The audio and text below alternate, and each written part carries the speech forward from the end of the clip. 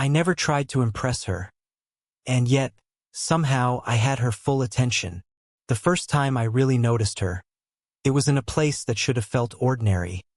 Nothing cinematic, just a corner cafe bathed in late afternoon sunlight, the kind that makes dust motes hang lazily in the air. She was there, as she often seemed to be, quietly present in a way that drew attention without demanding it. She wasn't loud or flashy, but there was an effortless poise about her. The way she tilted her head slightly as she read, the subtle movement of her fingers tracing the rim of her coffee cup, the faint laugh that seemed to hang in the air just long enough to make me notice it. I tried not to stare, truly I did. But there was something about her that made me pause. She had a calm authority, the kind that comes from years of experience. Yet there was warmth in her gaze, a flicker of curiosity as if she could see straight through the small, quiet corners of my thoughts. I found myself wondering what it would be like to know her beyond this fleeting, stolen observation. She spoke to me without really speaking. When I reached for the sugar, our hands brushed, and it felt electric in a subtle, almost embarrassing way. Then, she looked up and smiled. An easy, knowing smile that made me feel like I'd been caught in the middle of something intimate, though I had no idea what it was. And then, casually, she said, "You don't even try, and yet you've got my attention." I froze. Those words weren't flirtatious in the usual way. They were teasing, measured, and somehow profoundly unsettling. She wasn't telling me I was charming or impressive. She was simply observing me, marking something in me that I hadn't marked in myself. And in that moment, I realized that I wanted to live up to the attention she was giving me, even if I didn't fully understand why. The cafe felt warmer then. I noticed the faint scent of her perfume, a mixture of something floral, soft, but undeniably present, and the way sunlight caught the highlights in her hair, turning it into a halo that seemed almost deliberate. She shifted slightly in her seat, the movement graceful, almost imperceptible, and yet it sent a ripple through my own awareness. Every detail mattered. The curve of her smile, the subtle crease by her eyes when she laughed, the way she leaned just slightly toward me as if she wanted to test my reaction. I tried to say something, anything, but my words came out hesitant, awkward. She laughed softly, not mocking, but as if she understood perfectly that this was new territory for me. There was a rhythm in the silence that followed, one that felt charged but not rushed, intimate but safe. It was a moment that insisted I pay attention to more than just appearances. Her presence demanded observation, patience, and curiosity.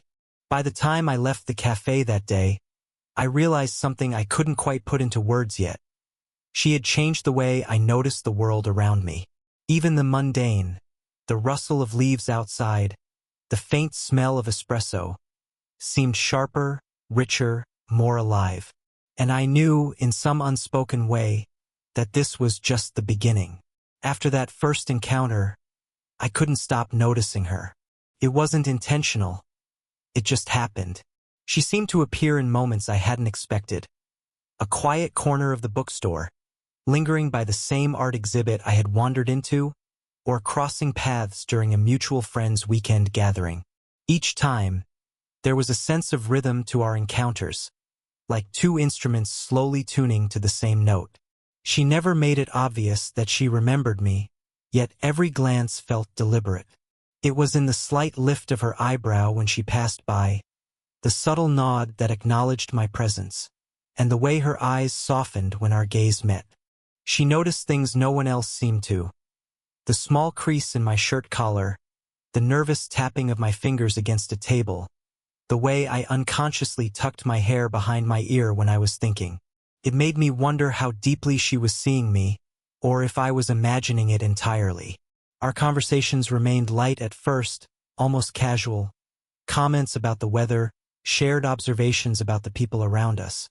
But there was an undercurrent, a subtle current of curiosity that ran just beneath the surface.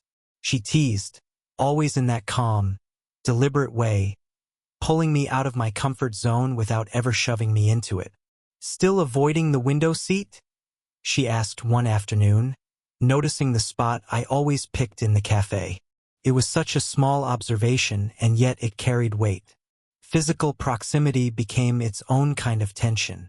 I felt the brush of her fingers as she passed me a book, and my hand lingered just a fraction too long. On rainy days, she would offer me the edge of her umbrella, and we would walk close enough for our shoulders to press together, warm and comforting, but without words to define the moment. Even sitting side by side at a friend's gathering, there was an unspoken agreement to linger near each other, the subtle closeness sparking a quiet awareness I couldn't ignore. Internally, I wrestled with it constantly. I questioned whether this attention was genuine, or if I was reading into her behavior, letting my imagination amplify what might be nothing at all. And yet, every time she laughed at something I said, or didn't even laugh, but simply looked at me with that calm, discerning gaze, I felt a thrill of recognition, like I mattered in a way I hadn't expected. She, of course, seemed completely aware of the tension, though she never acknowledged it outright. Her small, deliberate gestures, like leaning slightly toward me to hear better, or the subtle tilt of her head when she listened, spoke volumes in silence. I found myself analyzing every moment afterward, replaying gestures, laughter, and fleeting touches over and over, trying to decode what it all meant. By the end of that period, I realized two things. First, that she had effortlessly woven herself into my awareness, and second, that I was powerless to resist noticing her back. Even the ordinary became extraordinary when she was around. The sound of a coffee machine, the rustle of leaves, the dim glow of evening lights, all seemed to hold a quiet significance, a subtle stage set for what was beginning to feel like something inevitable. The shift didn't happen overnight. It started with small moments, casual observations and fleeting conversations, that slowly chipped away at the walls we both carried. I remember the first time she allowed herself to really open up. It wasn't dramatic, no grand confessions or tears. It was a quiet unveiling, subtle but profound. We were sitting in a quiet corner of a dimly lit café, the kind where the chatter from other tables faded into a soft hum, and the steam from our drinks rose in gentle spirals between us. She spoke about something ordinary at first, an event at work, a frustrating encounter with a colleague, but as she talked, I noticed a softness in her voice, a rare hesitation that suggested there was more beneath the surface. Her eyes weren't sharp and calculating, as they usually were. They were warm, reflective, almost vulnerable. I felt the urge to reach across the table, to offer some unspoken reassurance, but I restrained myself, wanting to honor the delicacy of the moment. I shared something too, hesitantly at first. A small frustration, a disappointment that had been gnawing at me, almost as a test to see if she would really listen. She leaned in slightly, her shoulder brushing against mine, not intentionally, but enough to make the air between us feel alive. There was no pressure, just presence. And the way she listened, truly listened, was disarming. Her nods weren't perfunctory, her eyes didn't drift elsewhere. She held space for me, and in that act, something unspoken passed between us. Trust. Physical gestures became subtle markers of intimacy. When she laughed at something I said, our hands would brush against each other lightly, lingering just a moment longer than necessary. When we stood to leave, she adjusted the scarf around her shoulders, and the tip of her hand grazed mine as she tucked it into place. These touches were fleeting, almost accidental, but they carried weight. An acknowledgement of presence, an affirmation that we were aware of each other in a way that went beyond polite familiarity. Internally, I struggled with the intensity of it. I'd never been in this kind of proximity with someone so far older, someone whose life experience dwarfed mine in ways I couldn't quite measure. Yet the attraction wasn't just physical, it was emotional, cerebral, rooted in the way she saw the world and the way she let me see glimpses of herself. She wasn't seeking to impress me. She was simply herself, and that authenticity demanded attention. By the time we parted that evening, the air between us had shifted. There was a quiet tension now, an undercurrent that made ordinary interactions feel charged. I replayed the conversation countless times in my mind. The cadence of her voice, the slight catch in her breath when she hesitated, the way her fingers lingered near mine before pulling away. Each memory felt like a tether, drawing me closer to her even when we were apart. That night, I understood something important. The connection wasn't about words or grand gestures. It was about presence, attention, and the courage to let someone in, even in the smallest, quietest ways. And in that understanding, I realized that the slow burn was only beginning, but I was already unwilling and perhaps incapable of letting it go. By now, the moments we shared were no longer occasional sparks. They had become a rhythm I couldn't ignore. Every interaction carried weight, every glance a quiet declaration. It wasn't that she had changed, or that I had suddenly become someone remarkable. It was that the space between us had grown charged with a tension neither of us fully understood but both were acutely aware of. It often started with the smallest things. The way she would notice details about my day that I hadn't mentioned aloud, the tension in my shoulders, the tiredness in my eyes, the way I absent-mindedly chewed the corner of my pen when I was deep in thought. She didn't comment on them with judgment or criticism, only with an understanding that made me feel seen in a way I rarely did. And the closer I observed her, the more I realized that her attentiveness wasn't casual. It was intentional, an almost imperceptible pull that drew me into her orbit without a word. Our physical proximity became a language in itself. We would brush against each other as we reached for the same book, our shoulders pressing lightly when we walked side by side, or our fingers accidentally brushing as she handed me a notebook. These touches were fleeting, almost accidental, yet electric in their subtlety. They weren't overtly romantic, but they carried an unspoken acknowledgement of awareness, a quiet intimacy that left both of us holding our breath for a fraction too long. Emotionally, I was struggling. Part of me wanted to confront the tension, to name it and risk it, but another part was terrified of shattering the delicate balance we'd established. I noticed myself replaying every shared smile, every lingering look, analyzing each movement as if there were a hidden code I could decipher. And she seemed equally aware. There was a soft certainty in her gaze, a quiet patience, as if she were waiting for me to catch up, to recognize the feelings that were becoming impossible to ignore. There were moments when the world seemed to fall away around us. A sudden rainstorm on the street, umbrellas pressed together, her coat brushing against my arm. An evening at a dimly lit café, the hum of conversation fading behind our shared laughter. Even sitting on a bench in a park, the faint warmth of her scarf against my hand as she adjusted it felt like an intimate tether. It wasn't about rushing toward anything. It was about presence, about acknowledging the closeness that had developed almost imperceptibly. And yet, the tension was bittersweet. I was aware of the age gap, the expectations of society, and the cautious reserve she maintained despite the pull between us. It added layers to every interaction, making each touch, each glance, each word feel like a carefully chosen step on a tightrope. The emotional stakes were high, though unspoken, and that made every encounter feel thrilling and terrifying at once. By the end of this phase, the realization had settled quietly but firmly in both of us. There was more than friendship here, more than casual interest. We were navigating the early stages of something profound, something neither of us could fully name yet, but both were drawn toward with a magnetic inevitability. The slow burn had begun to glow, and there was no turning back. It happened on a quiet evening, the kind of night that feels suspended in time.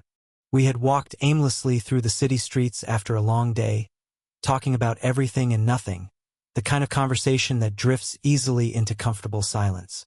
Rain had started again, light and intermittent, misting the streetlights and making the pavement glisten like molten gold. She handed me her umbrella without a word, and we walked close, our shoulders brushing in that familiar, understated way that had become almost natural. I'd been thinking about her all day, about the way she laughed, the way she listened so attentively, the way she seemed to notice every small detail about me without ever asking. And yet, as the rain tapped softly on the umbrella above us, I realized I had been holding back, not from fear of rejection exactly, but from fear of breaking the fragile, unspoken understanding between us. We stopped at a small, dimly lit park, the benches slick with rain. She sat down first, and I hesitated before joining her, our knees almost touching. For a long moment, neither of us spoke. The silence was thick, but comforting, weighted with anticipation. I felt the urge to reach out, to touch her hand, but held back, afraid of misreading the moment. And then, in that fragile stillness, she looked at me, really looked, and it was as if all the teasing, all the subtle attention she had given me until now was distilled in her gaze. I've noticed you, she said quietly, her voice steady but soft, a hint of vulnerability threading through it. Not in the obvious ways, not because of charm or effort, but because you're here, fully, even when you don't try, and it matters. Her words struck me in a way I hadn't anticipated. I could feel my heart accelerating, but I also felt a strange, grounding calm, as if someone had finally given form to something I had been sensing for weeks. I reached for her hand, not in a rush, but slowly, deliberately, and she didn't pull away. Our fingers intertwined naturally, comfortably, and it felt like something we had been practicing without knowing. I felt the same, I admitted, voice low, almost unsure. I don't know why or how, but being near you, it matters too. More than I thought it could. She smiled then, small and quiet, almost shy, and it was the first time I'd seen her let her guard down completely. Her thumb brushed over my hand, lightly, intentionally. The warmth radiated, grounding me, making every other thought fade. There was no need for grand declarations or dramatic gestures. The intimacy was in the small, deliberate acknowledgement of our feelings, in the courage to voice them aloud for the first time. We stayed there for a long while, hands clasped, sharing that fragile, newfound honesty. There was laughter too, soft, nervous, but it carried a weightless joy that only comes when a bond finally crosses the threshold into something undeniable. The rain slowed, the streets around us quieted, and for the first time, the tension that had been building for weeks felt like a promise, a beginning rather than a question. By the time we left the park, walking slowly under her umbrella, the world felt altered. The space between us was no longer charged with uncertainty. It was alive with possibility. And though the future was unwritten, the connection had finally been named, and that made all the difference. After that quiet confession in the park, the world outside our little bubble seemed sharper, louder, more complicated. The emotional clarity we'd found together didn't erase the realities of our lives, nor the weight of the age gap between us.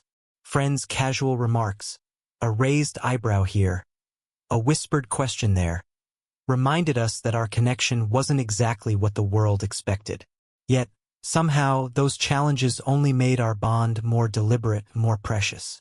I noticed the way she sometimes hesitated before reaching for my hand in public, a brief pause that spoke volumes. Not fear of me exactly, but awareness of how the world might judge, and a desire to shield what we had from unnecessary scrutiny. And I understood it wasn't about shame, it was about respect for the complexity of our connection. I found myself thinking about how to match her careful balance, how to navigate attention without pressure, intimacy without exposure. We learned to communicate in ways that were subtle yet deeply affirming. A glance could convey reassurance. A slight brush of her fingers along my arm during a crowded event felt like a private sanctuary. Even ordinary moments became layered with meaning. Sharing an umbrella on a rainy street, leaning in slightly to hear each other over the hum of background noise, or simply laughing together when a conversation went sideways. Each small gesture reaffirmed the unspoken understanding between us, the mutual choice to prioritize each other despite external opinions. Yet challenges weren't only social. The internal struggles, the fear of the unknown, the self-doubt, the age difference, surfaced constantly. I found myself questioning if I was experienced enough to meet her emotionally, if I could match the depth she seemed to carry effortlessly. And she, in her quiet way, grappled with the risk of being misunderstood, of opening herself fully to someone so much younger. But instead of letting those doubts drive us apart, we brought them into the open, speaking candidly in those rare, private moments. One evening, we found ourselves sitting on the balcony of her apartment, the city stretching below us in a soft blur of lights. She rested her head on my shoulder, and I held her close, my hand brushing along her arm as we watched the night stretch on. "It's not simple, is it?" she whispered. "But it feels worth it." And I realized that the simplicity of our connection, the way we could sit in silence, laugh in private, or simply exist together, was worth every complication, every questioning glance from the outside world. The shared awareness of our challenges strengthened us rather than weakened us. Every societal expectation we defied, every quiet compromise we made, felt like a conscious choice to protect the bond we had nurtured so carefully. Physical closeness became a grounding force, hands clasped under the table, shoulders brushing as we navigated crowds, fingers lingering on hers when we parted briefly. These small acts were not grand gestures. They were affirmations that we were choosing each other, moment by moment. By the end of this stage, we were no longer merely two people caught in the thrill of discovery. We were allies, confidants, and collaborators in the slow, deliberate unfolding of something rare. The external world could question or misunderstand, but the space we had created together, intimate, patient, and profoundly aware, was ours. And that quiet certainty, that unspoken agreement to navigate the challenges together, deepened our connection in a way nothing else could. The days that followed felt different, though nothing had changed externally. We moved through the world with a quiet, shared awareness, a delicate balance of intimacy and respect that had grown over weeks of glances, touches, and unspoken words. Every interaction carried weight, but it was no longer anxious weight. It was the comfortable certainty of two people who had chosen to acknowledge what had quietly been building between them. One evening, we found ourselves at the same café where it all began, sitting across from each other at our usual corner table. The warm sunlight streamed through the windows, dust motes dancing in the golden glow. I watched her, the same graceful movements, the same quiet authority, and yet now there was a softness in her eyes that hadn't been there before.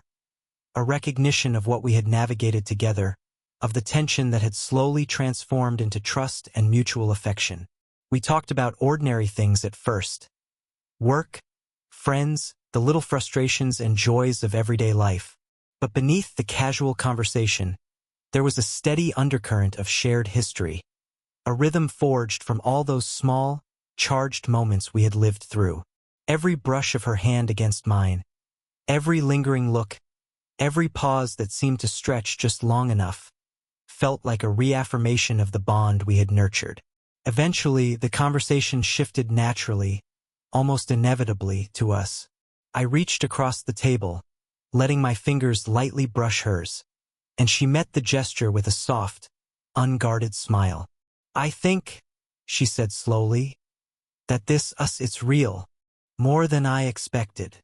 Her words were simple, deliberate, and powerful in their restraint. There was no drama, no melodrama, just honesty, the quiet weight of two people who had come to understand each other deeply. I nodded, my hand covering hers, the warmth of her skin grounding me. "I felt it too," I admitted, "from the start. Even when I didn't understand it fully." There was a pause, a shared inhale, and in that silence, the air between us shimmered with acknowledgement. We didn't need grand gestures or overt declarations. The intimacy was in the steady presence, the gentle touches, the laughter shared without fear, and the knowledge that we had navigated every challenge together. We left the café as the evening settled, walking side by side. Her arm brushed mine, a simple gesture, and we both lingered there, letting the closeness speak louder than any words could. It wasn't about rushing toward a future or planning out what came next. It was about embracing the moment fully, savoring the quiet certainty of being together. The city lights reflected in her eyes, and I felt a deep, comforting warmth, knowing that the slow burn had reached its glow without force, without haste, and entirely on our terms. By the time we reached her apartment, it was clear. We had arrived at a resolution that was ours alone. Hands clasped, foreheads almost touching, we lingered in the quiet intimacy of shared presence. The connection wasn't just attraction. It was trust, respect, and a profound understanding of one another. We had taken something fragile, nurtured it with patience and care, and brought it to life fully. As we finally parted for the night, a gentle squeeze of her hand, a soft smile, and a lingering glance confirmed what words could not fully capture. We were together, grounded in the certainty of each other, ready to navigate whatever came next, hand in hand, hearts aligned, and a slow burn that had finally found its light. If you felt the slow burn and the quiet tension in this story, make sure to like and subscribe for more age gap romance tales that linger in the heart. And don't forget to hit the bell so you never miss a moment of love, longing, and connection.